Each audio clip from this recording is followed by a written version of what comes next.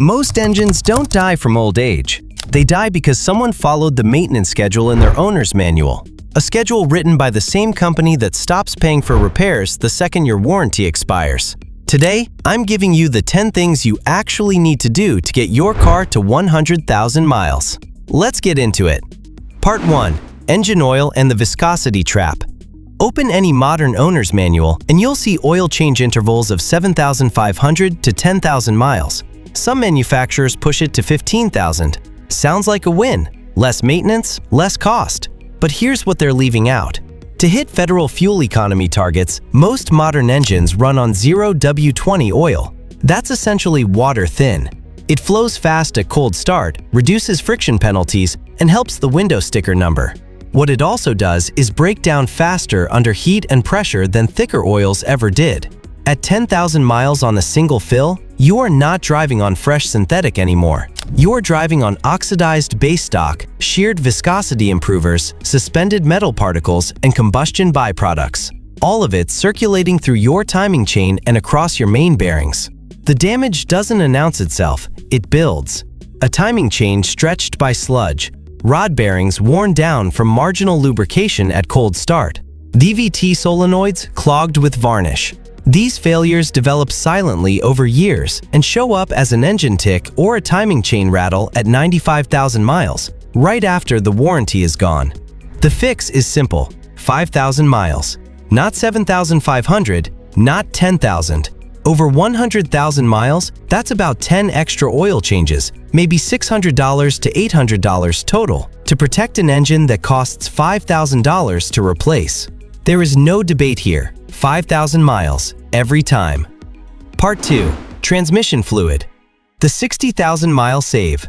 The most expensive lie in automotive maintenance is 4 words: lifetime transmission fluid. You've seen it on the dipstick, you've heard it from service advisors, and the people who believe it end up paying $3,500 to $5,000 for a transmission rebuild at 110,000 miles, wondering what went wrong. Here's what lifetime actually means. The fluid was formulated to last the life of the powertrain warranty, typically 5 years or 60,000 miles. After that, you're on your own. The manufacturer's liability ends. So does the fluid's effective service life. Modern automatic transmissions are brutally complex.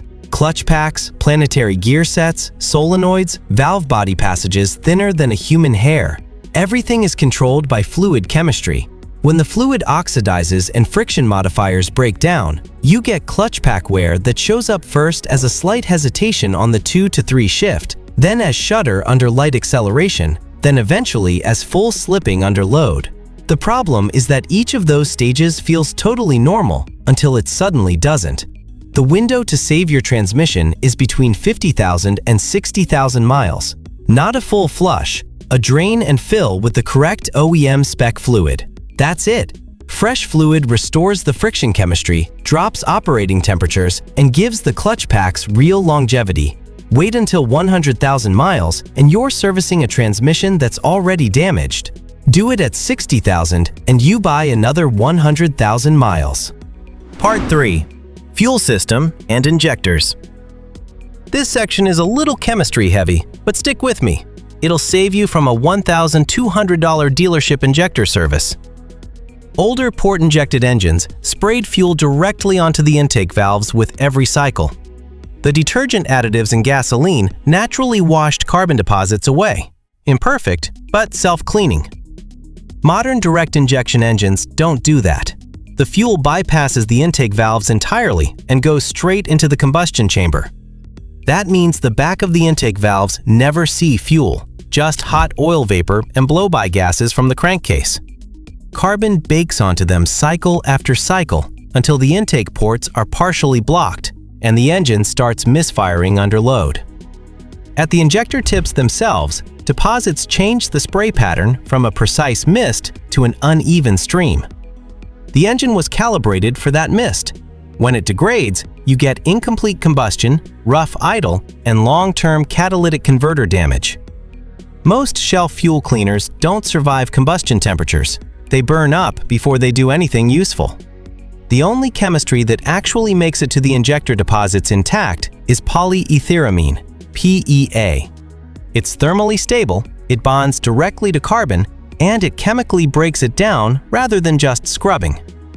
Look for PEA specifically on the label. Chevron Techron and BG44K are proven high PEA formulations. Run a full bottle every 10,000 miles. That's $15 per treatment versus $1,200 per professional injector cleaning. Easy math. Part 4. The PCV valve. The $15 part that saves a $1,000 oil leak. There is no maintenance item on this list with a worse cost-to-consequence ratio than the PCV valve. The part costs $15. The failure it causes costs $1,000 or more, and almost nobody replaces it proactively. The positive crankcase ventilation valve manages pressure inside your engine's crankcase. During normal operation, combustion gases slip past the piston rings and build up below the pistons. The PCV valve routes that pressure back into the intake system to be burned off, keeping the crankcase at slightly negative pressure. When it clogs, which it will with varnish and oil sludge, somewhere between 50,000 and 80,000 miles, that pressure has nowhere to go, so it finds the weakest points in the engine sealing system. The rear main seal, the valve cover gaskets, the front crankshaft seal. These rubber components are designed to handle oil splash, not sustained crankcase pressure. Under that load, they fail. The rear main seal is the worst-case scenario. Accessing it usually means dropping the transmission or doing a full back-of-engine teardown. Labor alone on that job runs $800 to $1,200 depending on the vehicle. The PCV valve itself is a pull-and-click replacement on most engines. 5 minutes. Zero mechanical experience required. Under $25 at any parts store. Replace it at 50,000 miles. There is genuinely no excuse to let this one slide. Part 5. Brake fluid. The 2-year rule nobody follows. Your brakes feel fine. The pedal is firm, the car stops exactly how it always has. So the brake fluid is good, right? Wrong. And that false confidence is exactly how people end up with corroded ABS modules and brake fade in an emergency stop. Brake fluid is hygroscopic. It absorbs moisture directly from the atmosphere through the rubber brake hoses. Not from leaks, not from damage, just from normal exposure over time. Roughly 1 to 2% moisture per year in a sealed system. That moisture does 2 things. First, it hammers the boiling point.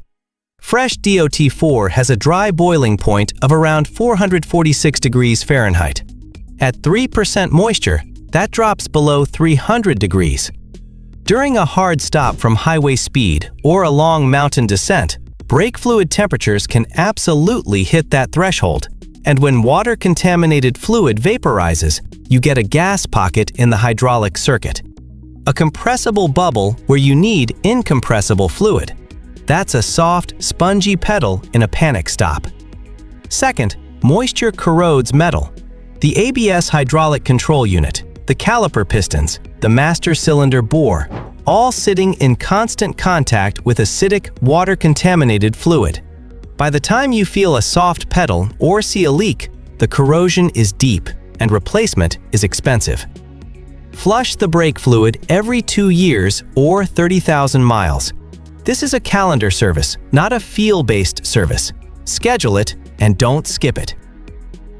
Part 6. Coolant or antifreeze. Here's something that trips people up constantly. At 80,000 miles, your original coolant is probably still preventing your engine from freezing. Stick a hydrometer in it, and the freeze protection looks fine, so people leave it alone. But freeze protection is only half of what coolant does, and it's the half that lasts. The other half, the corrosion inhibitor package, is silently dying the entire time. Modern coolants, OAT, HOAT, NOAT chemistry depending on your vehicle, contain carboxylate and silicate compounds that form a protective film on aluminum, iron, copper, and rubber surfaces throughout the cooling system. These inhibitors are consumed by the electrochemical reactions they're designed to prevent. They don't visually change. The fluid doesn't turn a warning color. They just deplete. By 60,000 to 80,000 miles on original coolant, that inhibitor package is typically exhausted. The pH drops. Acidic coolant starts attacking aluminum water pump impellers, eroding heater core tubes, and pitting aluminum cylinder head surfaces. The heater core alone costs $800 to $1,500 in labor to replace. The water pump isn't far behind. The fix is a drain and fill at 60,000 miles. Not a full power flush, just drain from the petcock, refill with fresh coolant in the correct chemistry for your vehicle. It takes 30 minutes. The coolant costs $20 to $30. One critical note: don't mix OAT and HOAT systems. The wrong combination accelerates the very corrosion you're trying to prevent. Part 7. Spark plugs. Most modern iridium and platinum plugs are rated for 100,000 miles. The plugs themselves will probably make it. But here's the question nobody asks. What is an aging plug doing to the ignition coil for those last 30,000 miles? Spark plugs fire by jumping a high-voltage arc across the electrode gap. New plugs have a factory spec gap, typically 0.028 to 0.060 inches depending on the engine.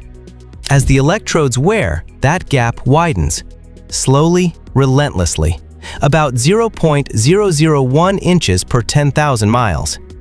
At 80,000 miles, you might be 20 to 30% wider than spec. To jump a wider gap, the ignition coil has to produce higher voltage. To produce higher voltage, it runs longer dwell times, higher current saturation, more thermal stress on the primary winding. For a coil on fresh plugs, that's manageable. For a coil that has already accumulated 80,000 miles of its own wear, that extra demand is what pushes it over the edge. Coils don't fail all at once. They degrade gradually. Inconsistent spark, misfires under load, rough idle when cold. By the time the misfire code triggers, you're buying coils on top of plugs. A full set of plugs on most engines runs $30 to $80. A set of coils runs $150 to $600, depending on cylinder count. Replace the plugs at 70,000 to 80,000, reduce the electrical demand, and let the coils retire on their own schedule instead of dying early protecting worn electrodes. Part 8. The serpentine belt and tensioner pulley. One belt. Everything depends on it. The serpentine belt is the highest stakes wear item on this list in terms of immediate failure consequences, not because it's expensive to replace, but because of what happens the second it snaps. This single belt drives your alternator, water pump, power steering pump, and AC compressor. Everything. When it goes, the battery light and temperature gauge come on simultaneously. The alternator stops charging and the water pump stops circulating coolant at the same moment. From there, you have roughly 3 to 5 minutes before the engine overheats enough to warp a cylinder head or seize a bearing. If this happens on the highway, you are pulling over to the shoulder with smoke coming from under the hood. The belt itself shows warning signs: cracking, glazing, fraying, visible around 80,000 miles. But the tensioner pulley is the part most people completely overlook. That spring-loaded pulley has a bearing inside it. When the bearing starts to fail, it causes belt oscillation that accelerates wear and can cause the belt to jump or shred on a failing bearing surface before the belt itself is visually worn. The protocol is simple. Manually inspect the belt at 60,000 miles and spin each idler and tensioner by hand. Any roughness or wobble is a warning. Then, at 80,000 miles, replace the belt and the tensioner assembly together. Total parts cost? $60 to $100. They've done the same miles. They retire together. Part 9. Engine air filter and MAF sensor cleaning. Replacing the air filter is obvious. What's not obvious is what happens to the MAF sensor when you don't, and that's where the real repair bill lives. The mass airflow sensor sits in the intake tube downstream of the air filter. It measures the density, temperature, and volume of air entering the engine in real time. The ECU uses that data to calculate fuel injection quantities. If the MAF reads wrong, the fuel map is wrong, combustion is wrong, and the engine runs rich or lean at different points in the RPM range. A badly clogged filter doesn't just restrict airflow, it becomes a contamination source. As the pressure differential across the filter increases, fine particulate matter gets pushed through under suction that would have been captured at normal pressure. Those microscopic particles coat the MAF sensor's hot wire, a sensing element thinner than a human hair. As it accumulates contamination, airflow readings degrade. The ECU compensates using adaptive fuel trim up to a point, and then you get rough idle, poor fuel economy, and hesitation on acceleration. New MAF sensor, $80 to $200. Can of MAF-specific cleaner, $8. And be specific about the cleaner. Brake cleaner, carb cleaner, and generic electronic spray leave residue that destroys the hot wire element. Use a dedicated MAF cleaner. Let it dry 15 to 20 minutes, and you're done. Replace the filter every 15,000 to 20,000 miles. Clean the sensor every time. Simple, cheap, effective. Part 10. The battery and terminal maintenance. Batteries fail in two ways. The obvious way. You go out to the car one cold morning and it's completely dead. The dangerous way. It weakens gradually over months. Still starts the car, still seems functional, but it's no longer holding the voltage the charging system expects. Here's what most people don't know. Your alternator doesn't run at full output constantly. A voltage regulator monitors battery state and adjusts output accordingly. Healthy battery, fully charged, the alternator backs off, runs at 50 to 60% load, generates manageable heat. Weak battery, the regulator tells the alternator to run at maximum output continuously, trying to charge a battery that can no longer hold a proper charge. Maximum output means maximum heat, and heat kills alternators. It kills diodes, rectifier bridges, brush assemblies. A battery that should have been proactively replaced at year 4 for $150 turns into a battery and alternator replacement at year 5 for $700 to $800, all because the battery looked fine and the car was still starting. Two things to do here. First, clean your battery terminals every year. Corrosion at the terminal connection creates resistance, which forces the alternator to push harder, which creates heat. The same chain of failure, just slower. Wire brush plus $3 of baking soda solution, 5 minutes annually. Second, replace the battery proactively at year 4, not when it dies, not when it struggles, at year 4, before it starts dragging the alternator into its own failure.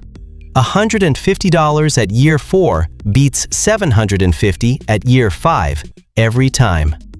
Everything on this list together costs somewhere between $800 and $1,500 over 100,000 miles. A single timing chain job costs more than that. A transmission rebuild is $3,500. The math isn't close. Small money spent early beats big money spent late every single time. Hitting 100,000 without a check engine light isn't luck. It's just knowing what to do and doing it before the damage starts.